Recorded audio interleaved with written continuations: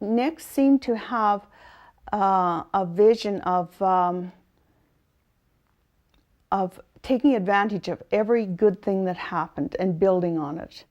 To him, work was the point of life. Work was the best part of life. One of the neatest things Nick taught me was work is fun. Work can be a lot of fun. Work should be a lot of fun.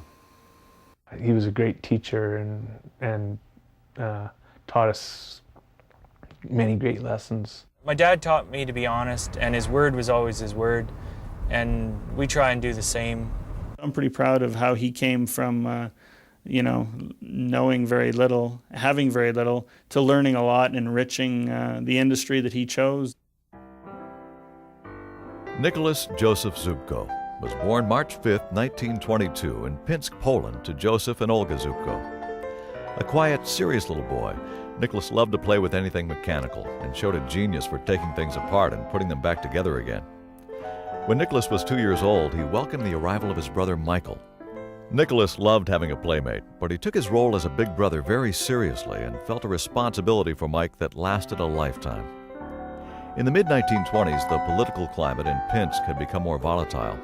Life had become harder, more difficult. Joseph cared deeply about his family and he wanted a better life for them. So in 1928, he immigrated to Canada and settled on a farm near Wandering River, Alberta. In 1931, Olga, Nicholas, now 9 years old, and Michael sailed across the Atlantic to join Joseph and embark on a new life. Once they were settled, Nick worked hard helping his father on the farm. Any spare time he spent working with machinery, reading the books he had developed such a passion for, and taking his little brother to the movies whenever he could. Though he was exceptionally clever, Nick didn't care much for school. He started to dream. He wanted to live in the city. Not for the people or the fast pace of life, but for the wonderful mechanical innovations. Everything he wanted to do, see, and learn was in the city. My dad always joked that he only had a grade 3 education, and it's kind of a mystery as to how much formal education he really did have. But he certainly was a self-educated person, and he's really a role model for me and for my kids today. His incredible thirst for mechanical knowledge was temporarily satisfied when he became interested in planes. Nick loved everything about these magnificent machines, and he became a licensed pilot, a skill that brought him great enjoyment throughout his life. Flying also became extremely important to his brother Mike, who not only became a bush pilot, but the owner of his own business when he opened a Klavic flying service. Nick also developed a real interest and skill in taking still photographs, and he became enthralled with the motion picture camera. The city still beckoned, and in the early 1940s, Nick moved to Edmonton. He survived by taking on a variety of odd jobs, paperboy, repairman. In 1943, he got a job at the University of Alberta's Extension Department, the university's outreach department, which specialized in taking the message of the university to the world through audiovisual means. This is where Nick first started to truly develop the craft that would define the rest of his life. Well, he was kind of quiet and kind of serious, but fun too. And it was in a time when most of the men were away at war. So Nick, fortunately for Nick, worked with all these girls. Well, he loved that. And we liked him. He was just a neat fella to work with.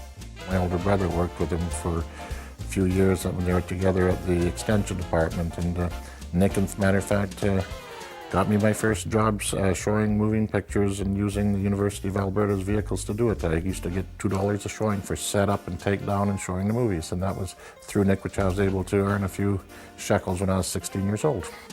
Nick repaired projectors, studied everything he could about film processing and film processors, and developed into an excellent motion picture cameraman.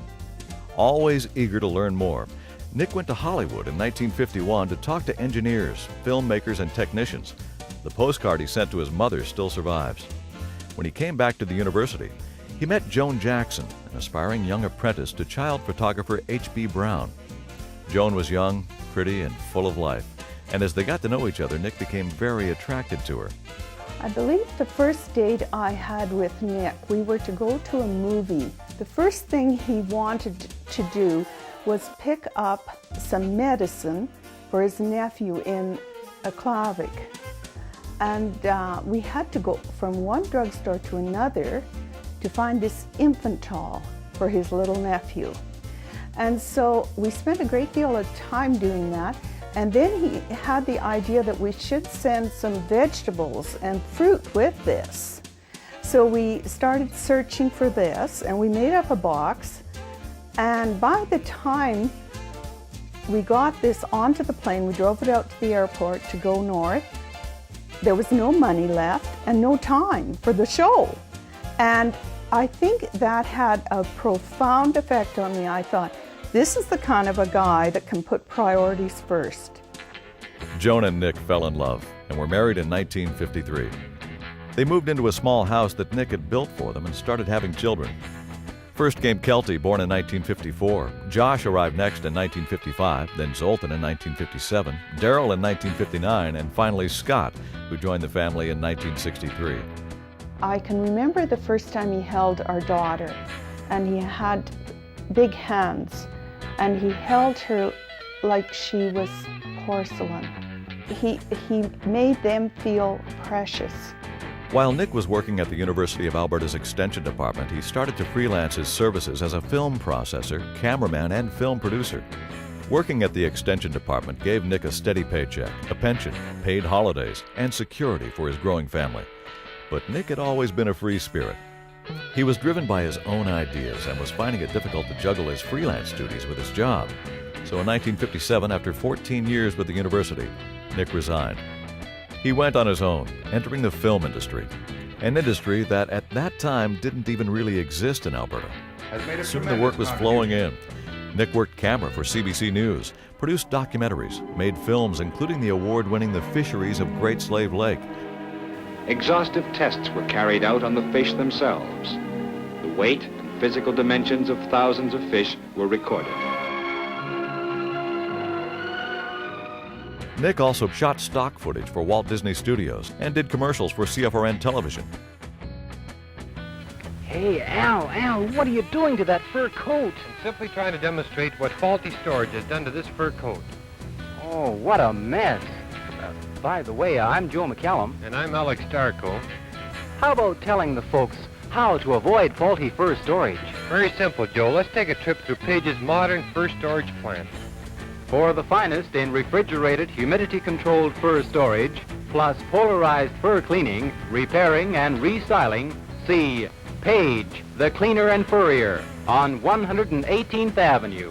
If the Paul Pierre Fashion Department makes your dress or suit, they're created for you and you only.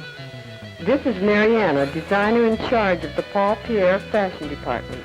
Mariana attended the world-famous Fashion Academy in Vienna and worked for 2 seasons in Paris.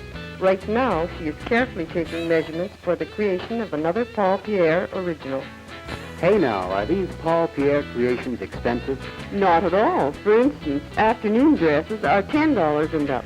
Cocktail gowns are $12 and up. Tailored suits or coats are $25 and up. And you may want a blouse or just a skirt. Yes, you can save money at the Paul Pierre Fashion Department. And we got $35 for that, and we were so proud of that. And we thought, we're on our way.